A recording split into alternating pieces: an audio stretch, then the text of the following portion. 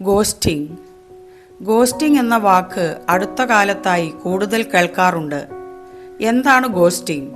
ഏറ്റവും അടുത്ത സുഹൃത്ത് അല്ലെങ്കിൽ പങ്കാളി പെട്ടെന്ന് ഒന്നും പറയാതെ ബന്ധം അവസാനിപ്പിക്കുന്നതിനാണ് ഗോസ്റ്റിംഗ് എന്ന് പറയുന്നത്. ഇത്തരക്കാർ സകല ബന്ധവും യാതൊരു മുന്നറിയിപ്പുമില്ലാതെ അവസാനിപ്പിച്ചുകൊണ്ട് അപ്രത്യക്ഷരാകും. മെസ്സേജുകൾക്ക് മറുപടിയില്ലാതെ, പിന്നെ ഫോൺ എടുക്കാതെ, ഒരു വാക്കുപോലും പറയാതെ അവൻ അല്ലെങ്കിൽ അവൾ എൻ്റെ ജീവിതത്തിൽ നിന്നും ഇറങ്ങിപ്പോയി എന്ന് ചിലർ പറയുന്നത് കേട്ടിട്ടില്ലേ? അവർ ഗോസ്റ്റിംഗ് റിലേഷൻഷിപ്പിൻ്റെ ഇരകളാണ്.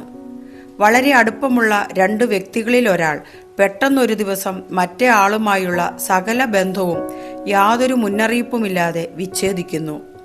ഒരു വിശദീകരണവും നൽകാതെയാകും അവർ ഒരു ദിവസം പെട്ടെന്ന് അപ്രത്യക്ഷരാവുക. പ്രണയത്തിലും സൗഹൃദത്തിലും ഇത്തരത്തിലുള്ള അപ്രത്യക്ഷമാകൽ ഉണ്ടാകാറുണ്ട്.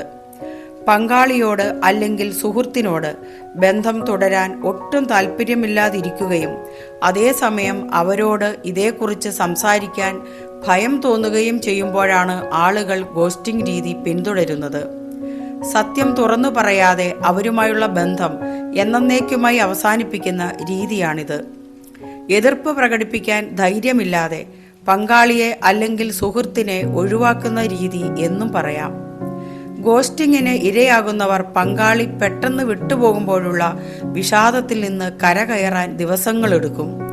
ഒരു വിശദീകരണം പോലും ലഭിക്കാനുള്ള അർഹത തനിക്കില്ലായിരുന്നോ എന്ന ചിന്ത അവരെ വേട്ടയാടിക്കൊണ്ടിരിക്കും. ആ ആഘാതത്തിൽ നിന്നും കരകയറാൻ കൂടുതൽ സമയമെടുത്തേക്കാം. ഗോസ്റ്റിംഗ് ചെയ്യുന്നവർ അത്ര മിടുക്കരൊന്നുമല്ല. മറ്റുള്ളവരുമായി കാര്യങ്ങൾ കൃത്യമായി ആശയവിനിമയം ചെയ്യാൻ കഴിവോ ധൈര്യമോ ഇല്ലാത്തവരാണ് ഇത്തരക്കാർ. ഇവർക്ക് ജീവിതത്തിൽ ദീർഘകാല ബന്ധങ്ങൾ കൊണ്ടുപോകുവാൻ വളരെ ബുദ്ധിമുട്ടാകും.